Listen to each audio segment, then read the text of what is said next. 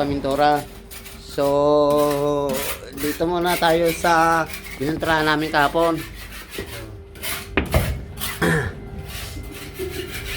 Yan guys, bagong pintura ng deck namin.